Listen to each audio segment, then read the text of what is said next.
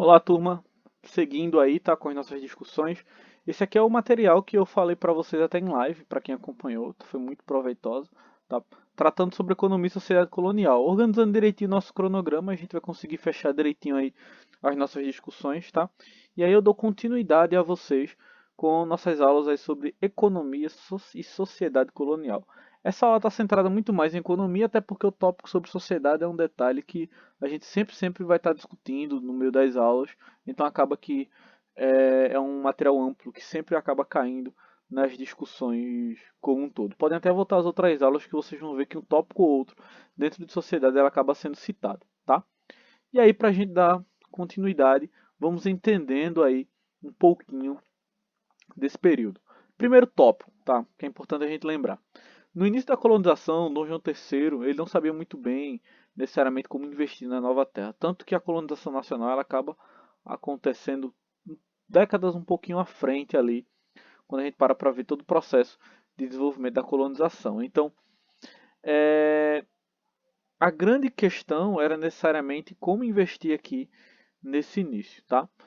Como vocês também já devem lembrar das nossas discussões, o pau-brasil ele foi o principal ponto de extração pelo tráfico, tá, da madeira logo no início da colonização.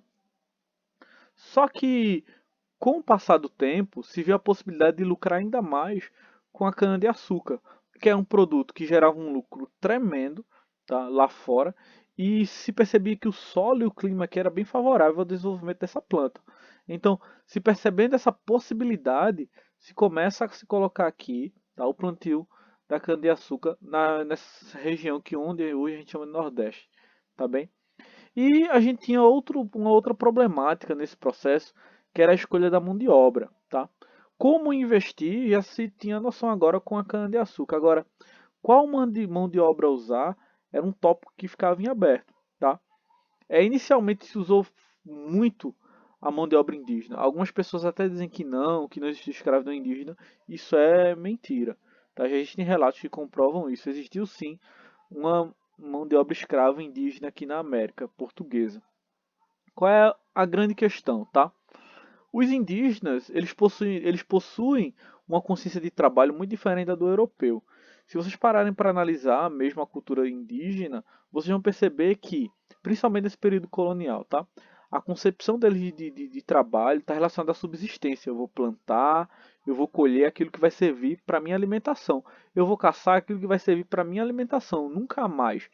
Enquanto que o europeu ele tem uma concepção de trabalho para produzir excedente, para produzir lucro, ou seja, trabalhar muito mais, sabe? Então, essa perspectiva de trabalho ela é bem diversificada entre o europeu e o indígena, que já é um ponto, tá? E essa imposição ao trabalho fazia com que muitos indígenas acabassem fugindo, principalmente porque eles conheciam o território, isso facilitava muitas fugas, sabe? E além das doenças que acabavam matando muitos desses indígenas. Com o passar do tempo, a igreja foi colocando a mão nesse processo aí, tá? E através do processo de catequização, das reduções, foi tentando combater a escravidão de nativos, sabe?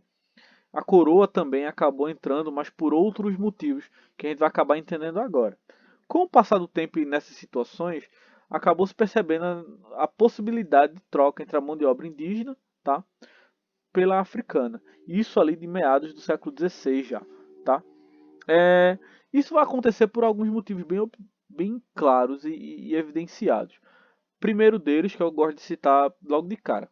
A mão de obra africana, ela era muito mais lucrativa para muitos comerciantes portugueses e inclusive até para a coroa, tá? Como posso colocar para vocês aqui, era uma mão de obra que gerava lucro com o comércio e o tráfico de africanos pelo Atlântico, sabe? Então existia essa pressão aí também por algumas partes por essa troca. Além de que, né, quando muitos nativos, ou melhor, quando muitos africanos chegavam no continente americano, eles não conheciam o território, tá? Isso acabava dificultando as fugas e fazia com que eles acabassem ficando ali, mais presos ao trabalho, tá? Além de certa experiência que eles detinham com a produção de cana-de-açúcar, tá? Nas ilhas de Cabo Verde e de Madeira. Então, a história, a organização mesmo desse trabalho, desse tipo de indivíduos, é muito interessante para a gente estar entendendo essa relação, tá? Então a mão de obra africana, ela acaba sendo substituída, acaba sendo trocada ali pela mão de obra indígena dentro desses pontos, tá? Interesse econômico, conhecimento técnico, tá? E uma certa segurança devido como posso colocar para vocês aqui, ao não conhecimento. Outras coisas também que eu acho interessante a gente acabar discutindo, tá? Acontecia muitas vezes também de grupos africanos até rivais acabarem sendo colocados juntos na mesma senzala, no mesmo espaço.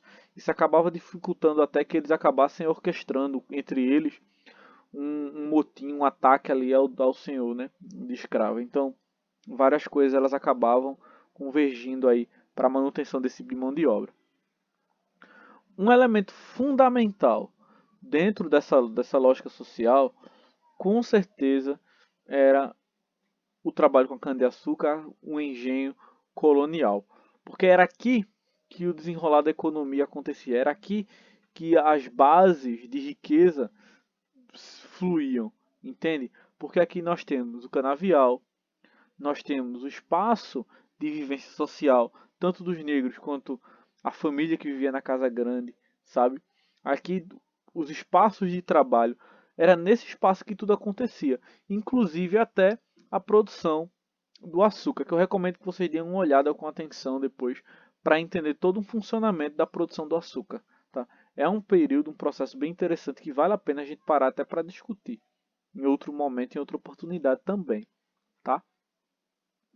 E aí a gente chega em outra discussão também, que muitas vezes a gente olha para o período colonial e acaba vendo só a cana-de-açúcar como sendo o elemento base de todo o processo. Mas não, tá? A cana-de-açúcar é um dos produtos de vários outros que existiam. Agora, por que muitos desses produtos acabavam surtindo um efeito dentro de um âmbito econômico? A gente tem que entender as bases do mercado colonial. Porque a cana-de-açúcar que era produzida geralmente saía. Existia também uma carência de abastecer o mercado interno. Muitas vezes produtos que vinham da Europa para cá chegavam muito caro. Isso acabava dificultando o acesso por pessoas mais pobres, pessoas mais humildes, tá? Outra situação também é que, além disso tudo, existe a necessidade de exportar outros produtos que se davam melhor aqui, tá? Então, essas situações vão acabar desenvolvendo um comércio para fora de produtos diversificados, tá? Como algodão, por exemplo, e de um desenvolvimento de um mercado interno para essas camadas mais pobres, com a mandioca, o milho, o feijão, que eram produtos desenvolvidos e vendidos dentro da própria colônia, graças a essa estrutura do mercado interno que existia aqui, tá? Além da própria pecuária e outras coisas que acabavam se desenvolvendo dentro da colônia, tá? E a gente entra num tópico também essencial, que é sobre a sociedade colonial. Muitas vezes quando a gente vê novela ou algum filme que tenta representar a época, a gente acaba olhando apenas ali o Senhor de Engenho e tudo mais. Mas a trama social era muito complexa, tá? Existiam, por exemplo, comerciantes que tinham tanto poder e capital quanto o Senhor de Engenho. Alguns comerciantes buscavam até se casar com as filhas de Senhor de Engenho para conseguir um status social considerável. E quando eu falo comerciantes aqui, eu não estou falando só de mercadoria, material, objetos. Muitos comerciantes de escravos, inclusive, que enriqueceram muito no período colonial e tinham tanto poder quanto os senhores de engenho ou até mais. Então era uma camada que possuía certa relevância para a sociedade. Tá? O senhor de engenho ele é a base, no sentido de representatividade. Geralmente era um cara que detinha influência. Geralmente era o cara que comandava as vilas e as cidades, sabe? Então é uma figura interessante. Existiam pessoas livres que trabalhavam de maneira assalariada dentro daqueles espaços de poder. Então geralmente era o cara que cuidava dos escravos, geralmente era o cara que trabalhava na moenda. Então são personagens da história nacional que compõem o cenário colonial. E claro, a gente entra aí com os escravizados. Uma palavra que eu acho que eu já tinha falado com vocês, e eu gosto sempre de frisar aqui esse conceito, tá? Não podemos estar falando em escravos. É bom evitar, porque geralmente a gente cria uma assimilação da palavra escravo, tá? com o negro. Isso é uma coisa muito errada. Ele não está ali porque ele quis. Então o negro não é escravo, ele está escravizado, sabe? Talvez assim, falando apenas pelo áudio, vocês acompanhando o slide, fica um pouco complexo de se entender, tá? Mas é importante a gente sempre frisar essa situação. A pessoa não está naquela condição porque ela quer. Foi uma condição imposta a ela de maneira forçada. Então ele não é escravo, ele foi escravizado. Uma discussão que ela vem ganhando muito mais força, entende? Então, por volta do século XVI, junto com todo esse desenvolvimento econômico que a gente via na colônia, a gente também percebe um aumento no número de vilas e cidades. Geralmente esses espaços eles se desenvolviam perto de feitorias, que eram grandes entrepostos comerciais por ali, e outros pontos institucionais mesmo da coroa, sabe? Segue aí para vocês, tá? Duas questõezinhas da página 116, leia um livro, vale a pena, dá um suporte muito bom. E estamos aí, qualquer coisa, só entrar em contato. Valeu!